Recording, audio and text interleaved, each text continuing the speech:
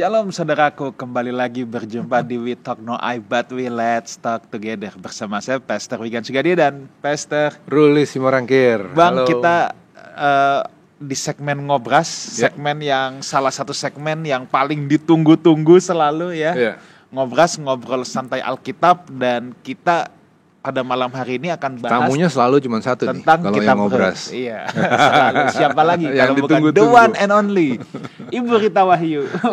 Welcome. Thank you so much Bu, yang selalu sudah menyempatkan datang jauh-jauh. Selalu saya sangat menghargai sekali dari Surabaya, saudara, jauh-jauh datang ke tempat ini buat ngobrol langsung, buat memberkati kita semua dan supaya kita bisa belajar bersama. Dan di segmen Ngobrol Santai Alkitab pada malam hari ini kita akan bahas Kitab Rut. Dan sebelum kita akan masuk ke dalam topik pembicaraan kita, saya ingin menyapa dulu untuk setiap saudara yang menyaksikan acara ini dimanapun saudara berada, baik yang ada di Jakarta maupun di luar Jakarta, baik yang ada di Indonesia maupun yang di luar negeri, ada di Amerika, ada di Australia.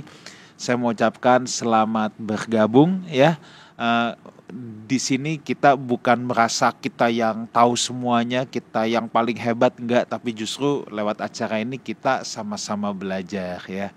Dan saya percaya kita semua akan diberkati Tuhan lewat obrolan kita pada malam hari ini. Nah, saudara, kita akan masuk dalam Kitab Rut. Kitab Rut ini kitab yang luar biasa ya.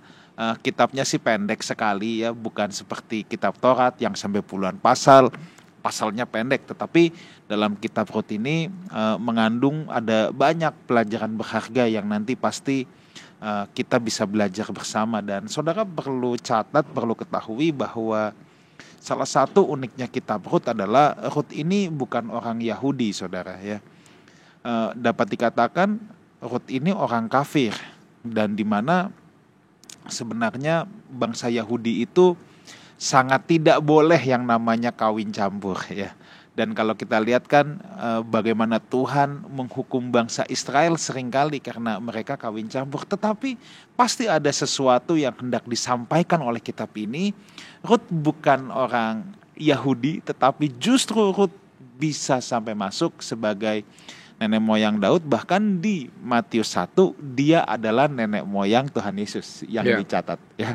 Nah, mungkin sebelum ke Ibu Rita, Bang Roli mau ngomong apa dulu nggak tentang Kitab Rut? Nggak terlalu banyak karena udah pasti pada nungguin nih Ibu Rita mau cerita apa nih, mau ngasih berkat apa. Nah, sedikit aja saya mau bilang begini. Persepsi orang, persepsi manusia tentang Allah itu seringkali meleset sebetulnya, salah persepsinya. Secara mulut banyak orang yang bilang bahwa Allah itu baik, tapi jauh di kedalaman hati banyak orang yang mencurigai Allah.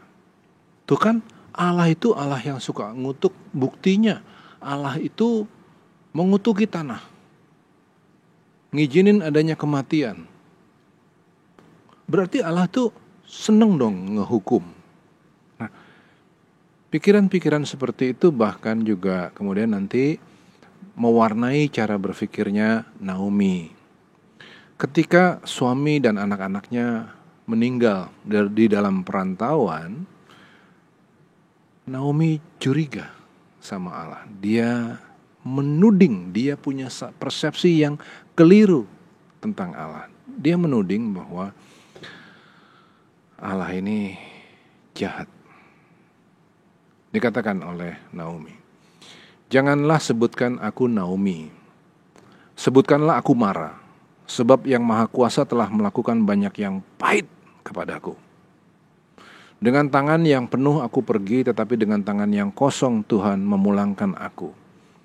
Mengapakah kamu menyebutkan aku Naomi? Arti kata Naomi itu manis, kindness, pleasantness gitu ya. Nah, jangan panggil aku Naomi deh, panggil aku Mara deh, pahit. Karena Tuhan telah naik saksi menentang aku, dan yang Maha Kuasa telah mendatangkan malapetaka kepadaku. Itu ditulis dalam Rut 1:20-21.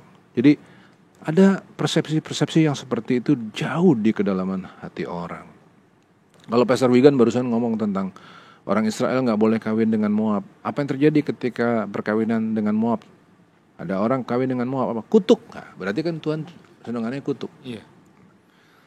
Kitab Rut ini adalah kitab yang kalau kita pelajari nanti akan membuka persepsi kita tentang Allah.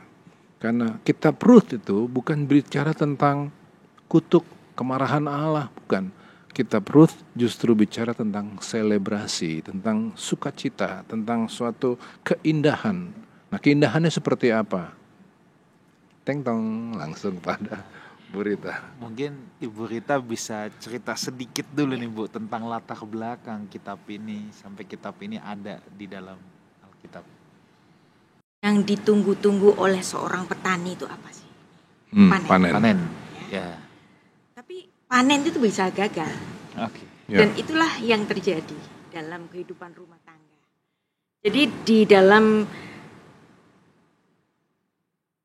tradisinya orang Yahudi itu ada 3 kali hari raya yang memang diperintahkan agar orang Israel itu datang ke Yerusalem. Yang pertama itu mereka harus datang ke Yerusalem pada saat hari raya Paskah. Yang kedua adalah hari raya Pentakosta. Yang ketiga adalah hari raya Sukot. Jadi naik haji ke Yerusalem 3 kali. Pada hari raya Paskah membaca kitab Kidung Agung. Pada hari raya Pentakosta, pada hari raya panen, membaca kitab Rut. Pada hari raya Sukot membaca kitab Pengkhotbah.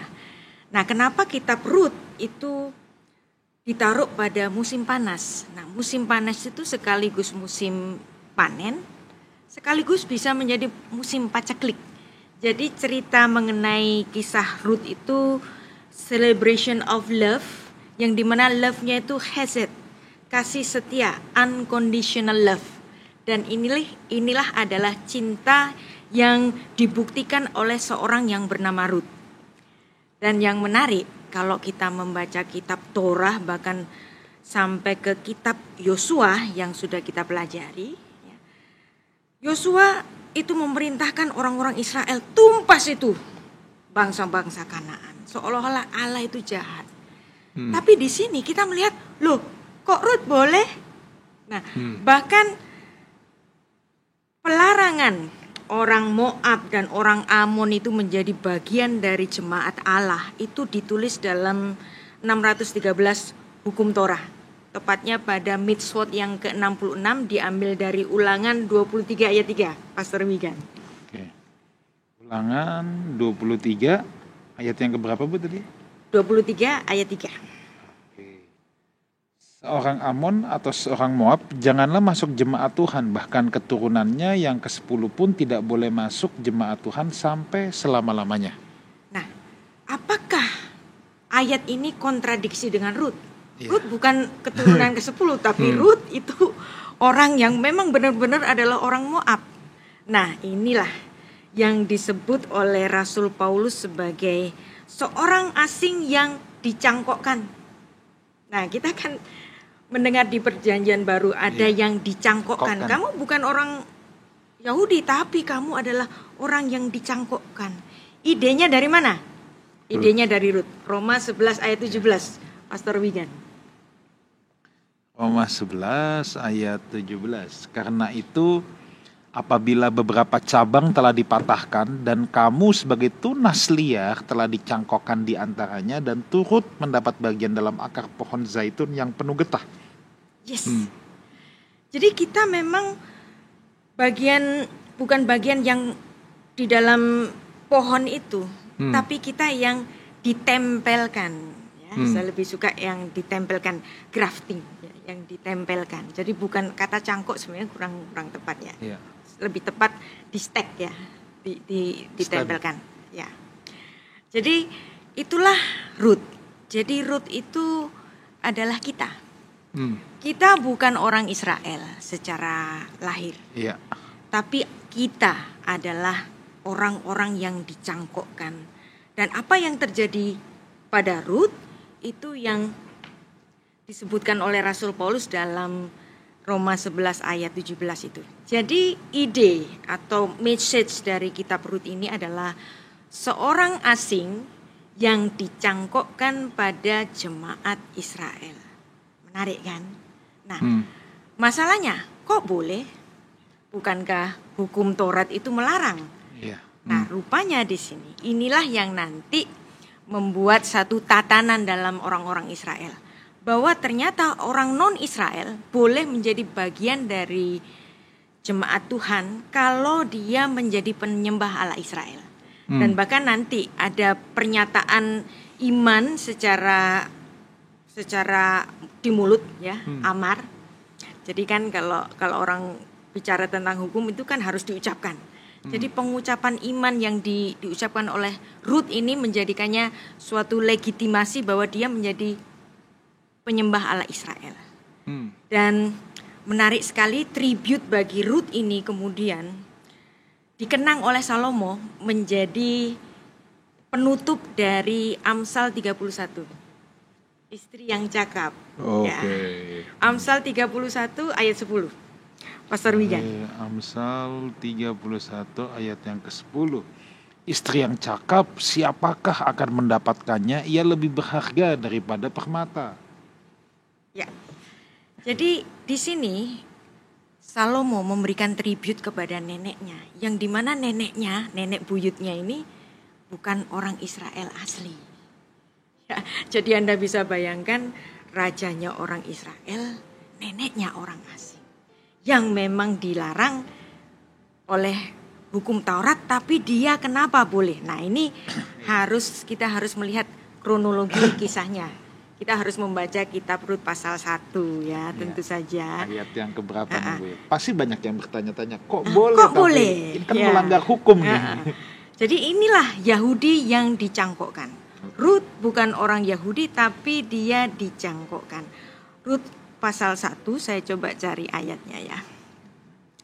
Jadi ketika Naomi ini kehilangan suaminya dan kehilangan kedua anaknya, Malon dan Kilion itu, dia merasa nggak punya apa-apa lagi. Iya. Apalagi kedua putranya ini nggak melahirkan cucu. Iya. Jadi di sini Naomi merasa dirinya itu akara. Jadi orang yang tercabut akarnya. Jadi seperti mati aja deh aku, gitu. Karena aku nggak punya keturunan lagi. Ya udah aku pulang. Sedangkan dua menantunya ini masih muda-muda, masih cantik-cantik. Si Naomi ini bilang, udah aku pulang saja ke negeriku. Kamu cari suami lagi. Kalau seandainya aku itu punya anak laki dan aku kawin terus aku punya anak laki, itu nggak akan mungkin kawin dengan kalian, kan? Si Naomi itu bilang demikian. Pastor Wigan, ini menarik. Ya. Rut pasal 1 ayat 12 sampai 13. Verse 13 ya. Pulanglah anak-anakku, pergilah sebab sudah terlalu tua aku untuk bersuami. Seandainya pikirku ada harapan bagiku, dan sekalipun malam ini aku bersuami, bahkan sekalipun aku masih melahirkan anak laki-laki, masakan kamu menanti sampai mereka dewasa? Masakan karena itu kamu harus menahan diri dan tidak bersuami? Janganlah kiranya demikian anak-anakku. Bukankah jauh lebih pahit yang aku alami daripada kamu, sebab tangan Tuhan teracung terhadap aku? Ya, nah ini menarik. Ayat ini tidak akan kita mengerti kalau kita tidak memahami antropologi budayanya orang Israel. Nggak akan ngerti, ini apa sih maksudnya? Kok Naomi bilang kalau aku kawin lagi nggak mungkin dia akan menjadi suamimu. Kok lucu ini? Nah, di situ ada yang namanya perkawinan Levirat, Jibum. Yeah. Pastor Wigan, Ulangan 25 ayat 5. Nah, ini menarik. Ini adalah hukum orang Israel. Jadi kalau ada Ulangan 25. Seorang laki-laki meninggal tanpa meninggalkan putra, jadi saudara dari laki-laki yang terdekat itu harus menikahi si janda ini, supaya janda ini melahirkan putra atas nama mendiang suaminya. Ulangan 25 ayat 5. Apabila orang-orang yang bersaudara tinggal bersama-sama dan seorang daripada mereka mati dengan tidak meninggalkan anak laki-laki, maka janganlah istri orang yang mati itu kawin dengan orang di luar lingkungan keluarganya. saudara suaminya haruslah menghampiri dia dan mengambil dia menjadi istrinya dan dengan demikian melakukan kewajiban perkawinan ipar. Ya, perkawinan ipar, perkawinan levirat ini menjadi hukumnya orang Israel dan di sini Naomi berpikiran tentang itu. Nah, kalau kita nggak ngerti tentang hukum itu terus tiba-tiba membaca Rut pasal 1 ayat 12 dan 13 ini ngomong apa sih? si Naomi ini. Tapi apa yang Orpah berpikir, oke, aku cari suami lagi, beres. Dia mencium mertuanya lalu mengadakan perpisahan. Tapi apa yang terjadi pada Rut? Rut masih muda, Rut masih cantik. Dia bisa cari suami lagi. Yang di depan dia seorang perempuan tua, miskin, ya. Dan kemudian akan kembali ke negerinya sendiri dalam keadaan miskin. Tapi apa yang terjadi bagi di matanya Rut ini? Nah, inilah yang namanya unconditional love. Makanya dibacakan pada setiap hari raya Pentakosta, pada hari raya panen. Seorang petani pada musim panen, dia bisa panen, bisa juga panennya gagal. Nah, kalau panennya gagal itu namanya musim paceklik. Nah, dalam rumah tangga, kalau suaminya lagi banyak rezeki, istri cinta. Tapi bagaimana kalau suaminya lagi nggak ada rezeki? Apakah dia tetap cinta? Nah, inilah yang namanya unconditional love, hesed. Nah, karena Allah itu hesed. Kasihnya Tuhan itu unconditional love. Nah, secara manusia itu seperti cinta yang diberikan oleh Rut kepada Naomi. Dan inilah nanti yang membuat seorang Boaz itu jatuh cinta pada perempuan. Gila nih perempuan, masih cantik. Tapi dia berani miskin, berani hidup miskin, mengais-ngais panennya orang, dan tetap hidup bersama dengan si mertuanya itu. Nah, dari situ suaminya udah meninggal loh. Suaminya sudah meninggal. Iya. Dia punya legitimasi untuk menikah lagi. Iya. Nah, satu lagi. Kenapa di sini seperti seolah-olah melanggar dari hukum Taurat tadi? Katanya Amon nggak boleh masuk.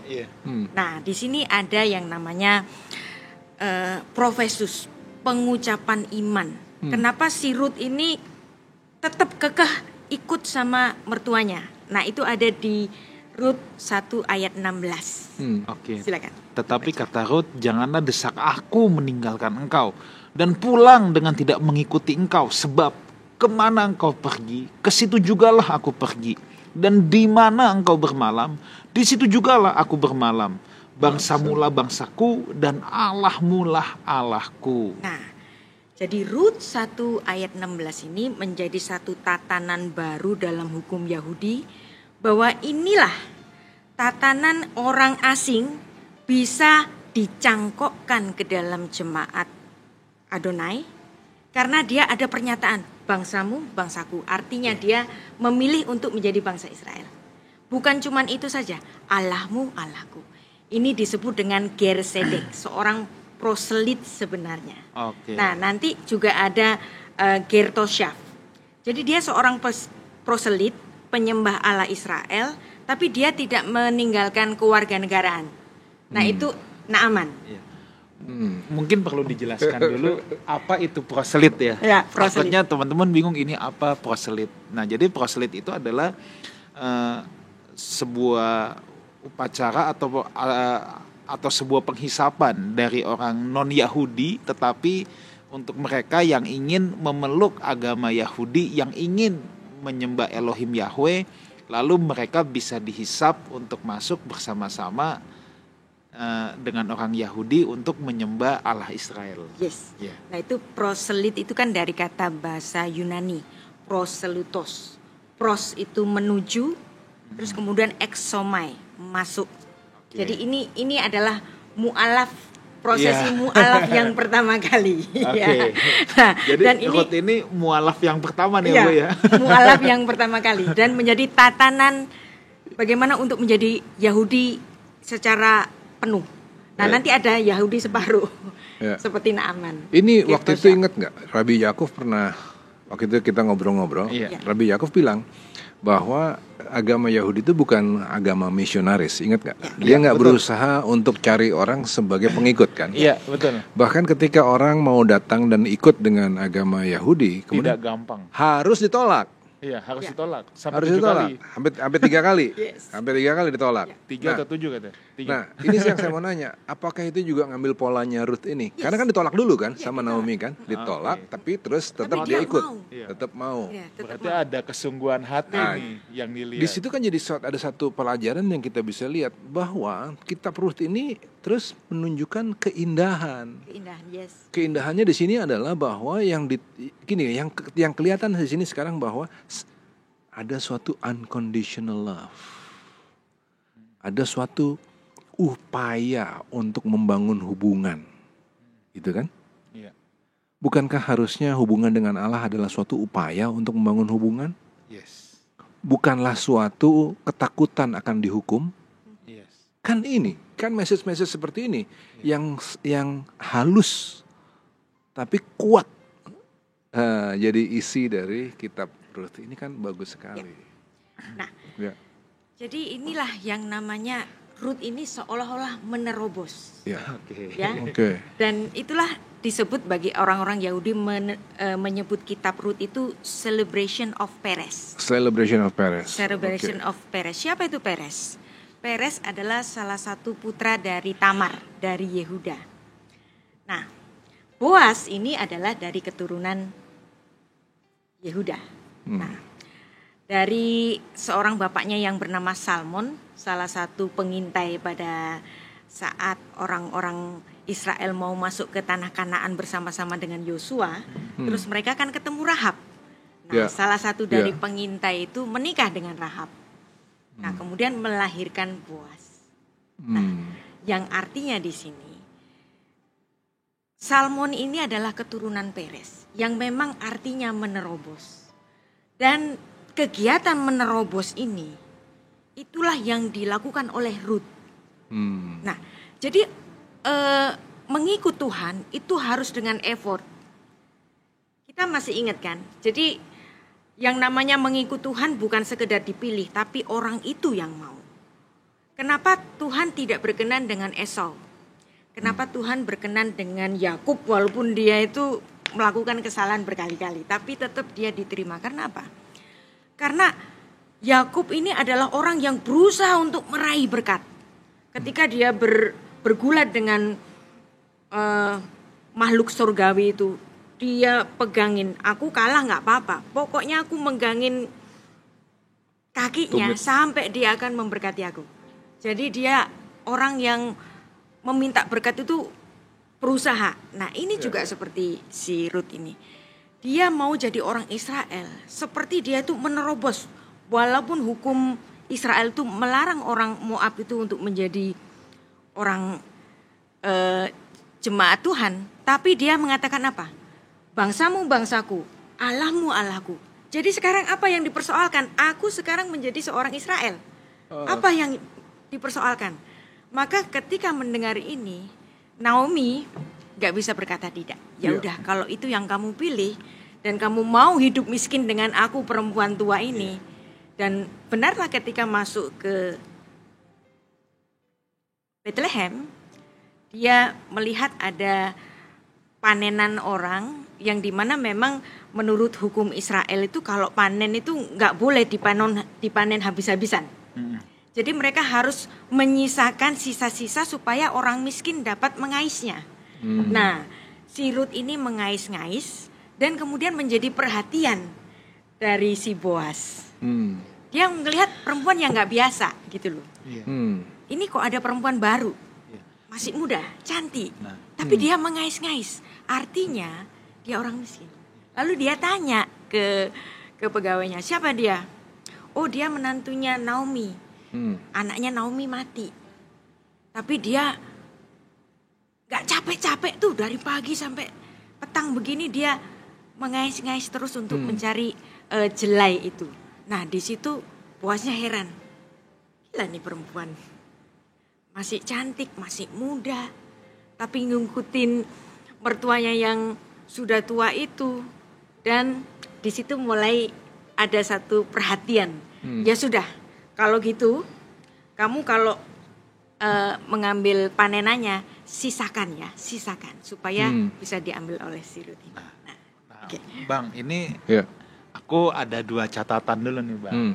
Yang dari tadi Ibu Rita jelaskan, dan ntar kita bisa masuk ke aplikasi sebentar. Kali yang pertama Bu, tentang tadi Ibu bilang peres ya, yang artinya menerobos. Saya jadi teringat dengan kisah perempuan Sirofenesia. Yes. Di Markus 7 ayat 26 yang jelas-jelas di situ seorang Yunani ya. Ia memohon kepada Yesus untuk mengusir setan dari anaknya. Lalu Yesus berkata kepadanya, biarlah anak-anak kenyang dulu, sebab tidak patut mengambil roti yang disediakan bagi anak-anak dan melemparkannya kepada anjing. Tapi kalau kita baca terus, perempuan ini peres juga nih. Peres Ngotot. Iya, benar Tuhan. Tetapi anjing yang dibawa meja juga makan remah-remah yang dijatuhkan anak-anak. Wah. Dan Yesus justru memuji akhirnya daripada perempuan ini. Jadi ini memang gambaran Rut juga nih ya Bu. Ini gambaran Rut. Jadi orang yang memohon dan menerobos. Nah, udah dianjing-anjingin sama Yesus. Nah, ini peres itu. Ya, ini juga peres. Tapi yang menarik ya, Yesus itu adalah Allah yang inkarnasi dan Allah itu Maha Kasih. Mungkin nggak sih Tuhan Yesus itu setega itu ngatain perempuan yang sedang memohon itu dikatain anjing. Nah, ini dulu saya punya pengalaman yang menarik nih. Ada teman polemikus Muslim, katanya Yesus itu mengajarkan kasih. Tapi kenapa dia menyebut perempuan yang meminta tolong kepadanya itu dengan anjing? Oke, katakanlah bahwa perempuan itu bukan orang Israel, tapi Yesus mengatakan sesuatu yang gak patut. Ini bertentangan dengan kasihnya. Waktu itu saya jawab asal ngomong aja, gitu kan. Ya itu Tuhan mau ngetes si perempuan itu, ngetes imannya gitu. Kan kalau lagi debat kan asal jawab. Tapi setelah itu saya pikir-pikir, iya ya, masa Yesus itu bicara kasar pada perempuan itu.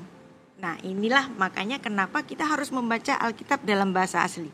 Dalam kitab Markus di situ ditulis secara jelas bahwa dia adalah perempuan Sirofenesia, yang artinya dia perempuan asing.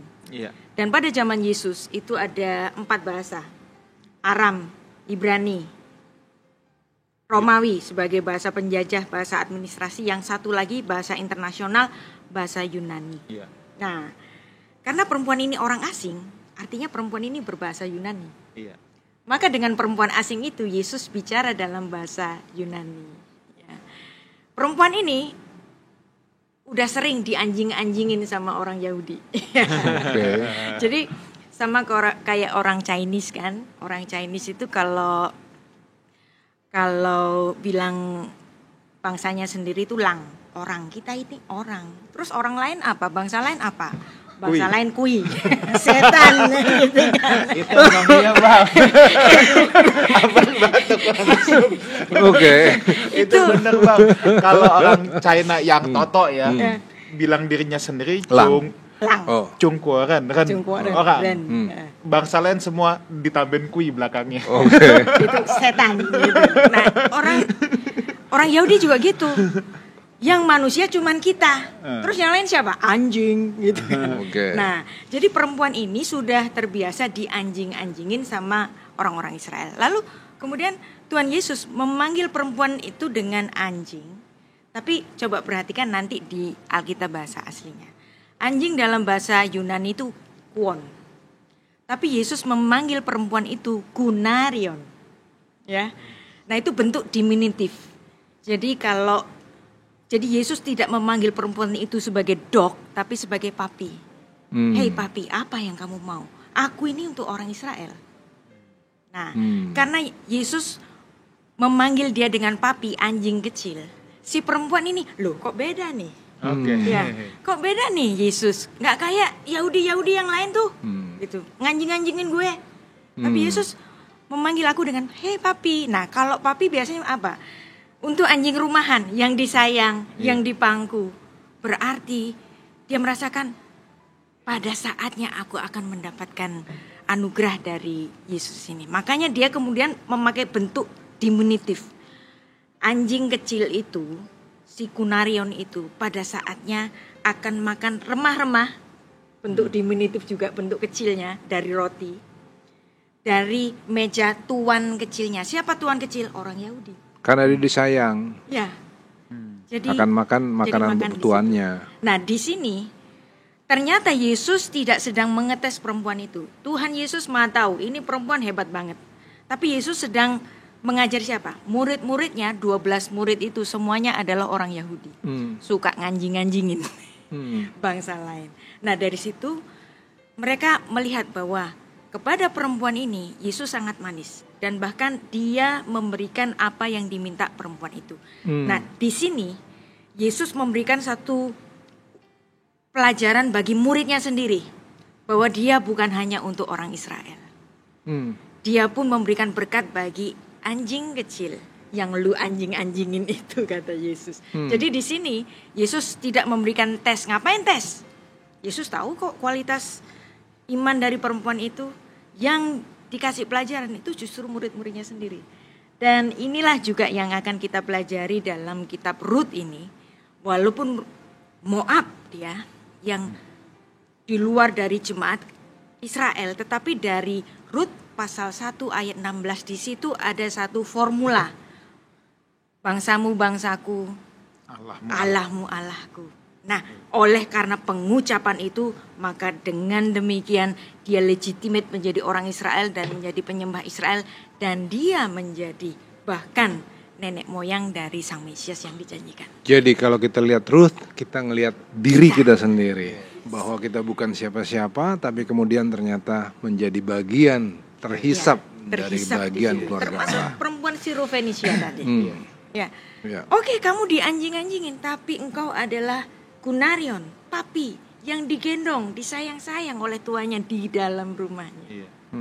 Oke. Nah, Bang, ini ada hal yang kedua juga nih, Bang, tentang Ruth ini. Jelas ya bahwa dia ketemu Boasnya itu belakangan. Iya. Jadi ketika dia mau ikut Naomi, dia nih belum tahu nih bahwa ada Boas. Enggak tahu sama sekali. Kalau Boas bakal dikawinin konglomerat mah antri semua, Bang. Antri semua. Tapi di sini kita lihat Ruth ini bukan orang yang matre. Dia mau ikut Naomi bukan karena ada apanya, tapi apa adanya. Nah, banyak orang ini kan mau ikut Tuhan aja, gue dapat tempat dulu nih. Iya, ada apanya ya. Iya, ada apanya, bukan apa adanya. Tapi di sini kita belajar dari Ruth sebuah ketulusan, sebuah kesungguhan, sebuah genuinitas. Untuk membangun hubungan itu kuncinya di situ. Untuk membangun hubungan, bukan karena ada apanya. Iya. Nah, itu kan di situ kan. Iya. Ada sebuah genuinitas tuh. Iya. Dan yang menarik ini bahwa kenapa Ruth itu bisa masuk ke dalam hitungan orang Israel? Karena ada yang menebus. Jadi kitab Rut ini adalah suatu tipologi dari sang suami Boas. Nah kan jemaat Kristus itu kan selalu digambarkan sebagai mempelai perempuan. Ini Rut. Nah Rut ini bisa menjadi bagian dari Boas kalau ditebus. Nah di kitab Rut Boas disebut sebagai Goel, sang penebus. Yang artinya di sini ini menjadi satu tipologi bahwa itulah yang akan nanti digenapi oleh Tuhan Yesus nanti. Dan yang menarik ya, pertemuan Rut dengan Boas tadi, akhirnya Rut kan cerita pada Naomi, ternyata itu sawah itu punyanya Boas. Terus si Naominya ingat, lah Boas kan masih kerabat kita, dia itu punya obligasi untuk menikahi kamu, untuk menebus kamu, karena dia masih kerabat dari suamimu, maka dia nanti bisa jadi suamimu. Nah itu dituliskan dalam Rut 2 ayat 20, Pastor Wian. 2 ayat 20 ya. Sesudah itu berkatalah Naomi kepada menantunya, diberkatilah kiranya orang itu oleh Tuhan, yang rela mengaruniakan kasih setianya kepada orang-orang yang hidup dan yang mati. Lalu kata Naomi kepadanya, orang itu kaum kerabat kita. Dialah salah seorang yang wajib menebus kita. Ya. Nah, jadi Naomi udah seneng nih. Wow, jadi aku bakal punya mantu nih. Kalau aku punya mantu, nanti aku punya cucu. Nah, jadi pikirannya Naomi, udah sama Boas aja gitu kan. Nah, terus si Naomi mulai cari-cari tahu dong. Ini Boas itu kalau biasanya habis panen ngapain sih gitu. Nah, terus orang-orang cerita, Boas itu kalau habis panen biasanya dia minum-minum, terus dia nggak pulang, dia teler, dia tidur di lumbung gitu. Nah, terus dia ingat-ingat, wow, dia nungguin ini Boas ini. Boas itu punya obligasi untuk menikahi Rut, tapi kok nggak dia deket-deketin si Rut ini, gitu kan? Nah, ini besok nih perayaan panen nih, gitu kan? Nah, terus si Naomi bilang, Rut, kamu mandi ya, kamu dandan yang cantik nanti ya. Terus begitu nanti kalau kamu lihat Boas minum-minum, terus dia tidur di lumbung itu, nanti kamu tidur di situ juga. Dengan harapan apa? Supaya dalam ketelerannya itu, Boas itu bisa tidur dengan Rut. Ini adalah siasat dari Naomi. Dia udah kesusu aja gitu kan. Nah, tapi ternyata pada saat itu, di Rut pasal 3, gak usah kita baca karena panjang ya. Ini saya kasih sarinya aja. Setelah Boas makan, minum, dan minum wine, udah hampir teler, sempoyongan jalannya, terus dia udah tidur aja di lumbung itu. Nah, kemudian Rut ini datang. Begitu Rut ini datang, terus Boas itu kaget. Loh, kok ada perempuan? Gitu. Nah, biasanya kalau buat laki nih, ada perempuan cantik datang, wah ya, kesempatan ini lanjut nih. Apalagi ini, gua setengah teler nih kan, nggak salah nih gua kan lagi teler nih gitu kan. Tapi di sini kita melihat bahwa Boas adalah seorang yang gentleman banget. Terus dia ingat, oh iya ternyata Naomi itu kan masih kerabat sama aku. Aku memang harus mengawini ini janda yang nggak punya anak ini. Tapi nggak gini caranya. Bukan dalam keadaan teler terus aku tidur sama dia, enggak. Nah, di sini Boas itu menyebutkan Rut itu dia melakukan apa saja yang dikatakan oleh si mertuanya ini. Dan kemudian dia menyebut Rut ini sebagai Eshet Chayil. Rut 3 ayat 11. Oleh sebab itu anakku janganlah takut. Segala yang kau katakan itu akan kulakukan kepadamu. Sebab setiap orang dalam kota kami tahu bahwa engkau seorang perempuan yang baik-baik. Nah, kata perempuan yang baik-baik itu bahasa Ibraninya itu Eshet Chayil. Nah, Eshet Chayil ini yang disebut oleh Salomo dijadikan judul penutup dari kitab Amsal pasal 31 ayat 10 itu. Bahwa Eshet Chayil, miyimsa. Jadi Eshet Chayil itu, Eshet itu istri, Chayil itu pahlawan. Rut, kamu itu pahlawan. Kenapa? Karena kamu itu berusaha untuk tetap menjadi istri yang baik, mantu yang baik, dan kamu memang sedang minta bagianmu, karena ini adalah memang hak bagi Rut untuk dikawini kerabat dari mendiang suaminya itu, dan itu memang ketetapan hukum. Tapi Boas nggak mau dengan cara itu, dia mau dengan cara yang benar. Nah, lalu dia mengatakan, Rut, kamu itu Eshet Chayil, kamu itu jadi istri yang cakap. Nah, Chayil di sini, kata Chayil itu bisa bermakna pahlawan atau jagoan. Kamu itu istri yang jagoan. Kata Chayil itu biasanya dikenakan dalam konteks militer. Jadi dia melihat Rut ini sebagai seorang orang yang begitu menjadi pahlawan bagi keluarganya. Nah, di Rut pasal 2 ayat 1 dikatakan bahwa Boas itu adalah seorang yang kaya raya, bahasa Indonesianya. Tapi bahasa Ibraninya menulis Boas adalah Ish Gibor Chayil. Ish itu laki-laki, Gibor itu mulia, besar, Chayil itu pahlawan. Jadi kita bisa membayangkan Boas ini pada zamannya hakim-hakim dahulu, dia adalah seorang jenderal yang besar. Makanya ketika Boas itu sadar bahwa itu adalah Ruthnya ketakutan. Oke. Bayangkan ada seorang jenderal, kok kamu? Ada apa? Siapa kamu? Siapa gitu? kamu? Nah, Ruthnya jadi kayak ngelihat hantu di situ. Yeah. Tapi di situ Boasnya langsung tahu, oh ya, aku harus memenuhi tugasku, tapi bukan dengan cara ini. Terus kemudian dia pulang. Oke gini, mana tudungmu?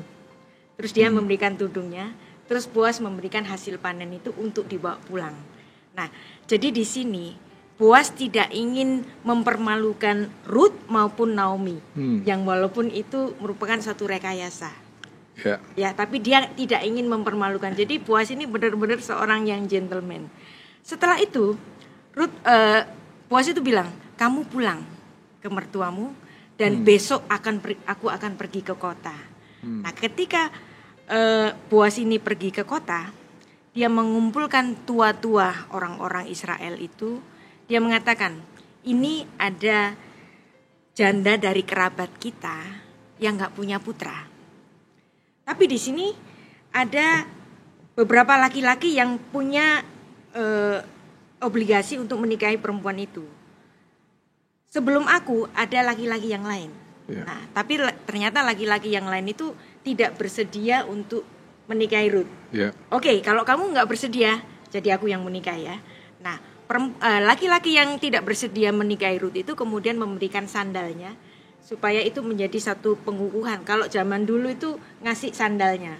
Mungkin kalau sekarang itu pakai materai. Tanda tangan. Zaman dulu belum ada materai, jadi sandalnya itu dikasih sebagai legitimasi bahwa ketetapan ini bahwa Boas yang akan menebus si perempuan ini. Nah, dari situ di hadapan tua-tua secara legitimate Boas itu mengambil Ruth sebagai istrinya. Yeah. Jadi bukan dengan cara teler terus tidur sama dia. Yeah. Itu yang nggak mau dilakukan oleh Boas. Dan ini juga sebagai suatu tipologi bagi Allah kita. Allah kita taat dengan hukumnya sendiri. Upah dosa adalah mati. Kalau kamu dosa kamu mati. Tapi kamu berdosa dan kamu harus mati. Jadi siapa nih? Gak bisa aku bilang kamu diampuni begitu saja. Hutang dari ucapanku sendiri itu harus aku bayar. Jadi aku yang harus membayarnya. Aku yang harus menebusnya. Jadi cara Tuhan, cara Boas ini adalah cara-cara dari para suami yang gentleman sebelum memberi istri-istrinya. Demikian. Ya, ceritanya bagus ya. Kan? Ini kalau dibikin film seru luar biasa kan. Terus caranya Ruth itu juga waktu malam-malam sama Boas itu kalimat-kalimatnya juga kalimat-kalimat yang terdidik sekali loh, yang waktu sehingga Boas itu menyebut dia Eshet Chayil. Iya. Jadi kan Boas kaget. Kenapa ada perempuan di sebelahku? Ya. Kalimatnya Ruth itu, kembangkanlah kiranya sayapmu melindungi hambamu ini. Nggak ada kegenitan, ya, nggak ada apa-apa ya. Gitu. Itu kan kebaca ketulusan ya dari kalimat-kalimat yang seperti itu ya. Nah ini kan kualitas dari jemaat Tuhan, umat Tuhan yang keren. Datang kepada Tuhan yang kaya raya, tapi bukan minta sesuatu kan. Minta kembangkanlah kiranya sayapmu, lindungi aku kan itu ya. Nah ini kan juga harusnya menjadi gambaran mengenai bagaimana umat Tuhan membangun hubungan dengan Allah. Bukan untuk apa yang Allah punya, tapi untuk supaya sayap mau melindungi aku. Wah, itu keren banget. Keren banget. Nah, ini yang kenapa kok Ruth ini sebagai satu celebration of Perez. Ya. Yeah. Nah, ini ada di Ruth 4 pasal 12. Yeah. Pastor Wigan. Ayat 12. Keturunanmu kiranya menjadi seperti keturunan Perez, yang dilahirkan Tamar bagi Yehuda oleh karena anak-anak yang akan diberikan Tuhan kepadamu dari perempuan muda ini. Ya. Kenapa Perez? Perez sebenarnya nggak lahir yang pertama loh, ya. Tapi yang lahir itu Zera kan. Tapi kemudian si adiknya ini ngerobos keluar, menerus keluar supaya dia menjadi yang sulung. Nah, supaya berkat kesulungan itu datang ke Peres. Nah, demikian juga Rut. Rut bukan bagian dari bangsa Israel, tapi dia menerobos masuk supaya menjadi bangsa Israel dengan ucapannya tadi, bangsamu bangsaku, Allahmu Allahku, dan ketemu Boas. Boas melihat ketulusan cinta dari Rut yang unconditional. Orang kalau bisa mau hidup miskin, berani hidup miskin, cinta tanpa syarat kepada mertuanya yang sudah tua itu, dia pasti menjadi istri yang cakap. Maka di kitab Amsal itu Rut ini menjadi penutup dari kitab Amsal itu. Nah, kitab Amsal itu kan kitab kebijaksanaan. Demikianlah kata Salomo. Salomo raja poligami, tapi dia ngasih tahu kepada orang-orang, lu ya kalau cari istri, cari Eshet Hail. Seorang perempuan yang memang berusaha itu dapetin kamu. Menerobos dapetin kamu. Nah, itulah yang worth it menjadi istrimu. Nah, itu. Jadi inilah fakta-fakta yang penting di kisah Rut. Jadi dengan kata lain, waktu itu sebenarnya Raja Salomo lagi kan pakai katanya Eshet Hail kan. Eshet Hail. Sebagai pendengar Yahudi, mereka langsung tahu dong. Tahu ini Rut. Ini Rut. Jadi kalau mau diperdalam istri yang cantik dan cakap itu seperti apa, bacalah kitab Rut. Ya kan? Itu kayak kitab Rut. Gitu. Kan dia mengatakan, Eshet Hail Mimsa. Perempuan istri yang jagoan, siapa sih yang mendapatkannya? Ini seolah-olah Salomo itu bilang, aku aja nggak dapet loh. Yang dapet tuh Boas, kakekku. Dapatkanlah perempuan yang seperti ini. Bu, ini saya baca ya, yang di Rut 4 itu ya. Ini kan ada suatu diskusi di antara saudara. Sebelum Boas ngambil aksi mau mengawini Rut kan, ada diskusi. Ini kok saya juga tergetar di sini ya. Betapa bahwa di antara saudara mereka waktu itu menyelesaikan permasalahan tuh dengan baik, terhormat. Luar biasa kan? Bayangkan ini terjadi 3.000 tahun yang lalu. 3.000 tahun yang lalu. Wow. Hari ini. Ini kan harusnya juga jadi cerminan ya. Bahwa keluarga Kristen itu harus dong ngelaksanain apa yang dilakukan oleh Boas. Belum ada kekristenan loh hari itu di situ kan ya. Tapi ketika ada suatu peluang bisnis misalnya, Boas nggak langsung tubruk, butain mata teman saudara-saudaranya, kan nggak ada cerita seperti itu. Nah bayangin hari ini terbuka warisan, orang menjadi ahli waris. Bisa loh pada diam. Yang ini ada harta waris bapak kita nih. Tutupin, jangan ada yang tahu kan? Kan nggak jadi nggak manis kan? Nah ini kan jadi pelajaran. Habis itu Bu, di sini ada lagi Bu kalimat-kalimat yang juga bagus Bu. Setelah mereka berembuk dan akhirnya terjadi suatu kata sepakat. Ada kalimat-kalimat yang, waduh, luar biasa. Ya, di kalimatnya bilang begini.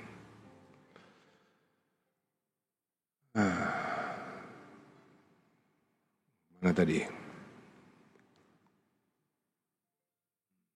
Nah nih, Tuhan kiranya membuat perempuan yang akan masuk ke rumahmu itu sama seperti Rahel dan Lea, yang keduanya telah membangunkan umat Israel. Biarlah engkau menjadi makmur di Efrata dan biarlah namamu termasyhur di Bethlehem. Keturunanmu kiranya menjadi seperti keturunan Peres yang dilahirkan Tamar bagi Yehuda. Oleh karena anak-anaknya akan diberikan Tuhan kepadamu dari perempuan muda ini. Dibiasakan gak sih di dalam keluarga kita untuk ngucapin harapan-harapan yang indah kepada saudara, kalau kepada boleh teman. mundur lagi Pak Dulu. Rut 4 pasal 10 itu keren itu. Cara mereka itu menyelesaikan masalah dengan kemufakatan. Kemufakatan, musyawarah untuk mencapai mufakat. Yes. Juga Rut perempuan Moab itu istri Mahlon. Aku peroleh menjadi istriku untuk menegakkan nama orang yang telah mati itu di atas milik pusakanya. Demikianlah nama orang itu tidak akan lenyap dari antara saudara-saudaranya dan dari antara warga kota. Kamulah pada hari ini menjadi saksi. Jadi semua orang diajak untuk menjadi saksi ketika Boas memperistri Rut itu. Ya, jadi ada peluang untuk menikahi Ruth. Pada saat itu mungkin Ruth belum kelihatan di mata orang, belum kelihatan sebagai berlian sebetulnya. Tapi Boas tahu ini udah lihat, dia udah tahu ini berlian. Nggak langsung terus dikuasai gitu loh, ditawarin dulu ke saudara-saudaranya yang memang juga memiliki hak. Ya. Ditawarin dulu. Kamu Mau nggak kan ya? Kalau nggak mau aku. Ya itu kan tadi kan Ya. kalau di dalam praktek hari ini kan suka gitu. Orang tua meninggal, ada anak beberapa, si anak tahu hartanya orang tua, yang tahu ditutupin. Yes. kan begitu tuh. Padahal itu zaman sekarang. 3000 tahun yang lalu kok bisa seperti ini. Nah, abis itu ternyata nggak ada yang mau untuk bertindak melindungi perempuan ini. Tidak mau mengepakkan sayap. Nggak mau ngepakin sayap. Kemudian Boas bilang, kamu sekarang menjadi saksi. Kemudian saudara-saudaranya yang lainnya juga ngucapin kalimat berkat. Kan ini kan indahnya luar biasa ya. Kalau hari ini keluarga Kristen, keluarga orang percaya bisa seindah ini hari ini. Ketika ada pernikahan, menikahkan anak, seyogianya itu semua itu juga menjadi saksi. Semuanya memberikan berkat. Kiranya engkau menjadi saksi. Kan gitu kan. Terus semuanya bilang, ya kamilah menjadi saksi. Kiranya Tuhan membuat perempuan yang akan masuk ke rumahmu seperti Rahel dan Lea. Kalimat-kalimat yang bagus ya. Ya, keren. Oke, Bang, kita sudah di penghujung acara. Emang udah habis? Yes, waktu kita sudah habis. Tanpa terasa ya. Sudah 1 jam, saudaraku ya. Kita sama-sama belajar tentang kitab Rut. Mungkin ada closing statement dari Ibu Rita yang mau disampaikan, 1 kalimat. Seperti tadi yang sudah kita pelajari bersama, Rut adalah kita. Kita bukan bagian dari Segula, the chosen people. Tapi kita adalah orang asing, bangsa kafir yang ditempelkan pada pokok anggur itu. Rut adalah kita. Bang, mungkin ada closing. Allah bukanlah Allah yang ganas. Allah yang suka mengutuk-ngutuki. Allah yang suka kasih hukuman. Kitab Rut membuktikan betapa lembutnya Allah. Oke, kalau dari saya, yuk kita belajar seperti Rut, orang yang sangat genuine, orang yang sangat tulus, orang yang apa adanya saja. Dia bukan orang yang ada apanya ya. Tetapi kita belajar seperti Rut untuk punya ketulusan hati yang luar biasa. Terima kasih Ibu Rita Wahyu untuk kebersamaannya, untuk sharingnya. So, sampai jumpa minggu depan di We Talk No I But We Let's Talk Together. God bless you.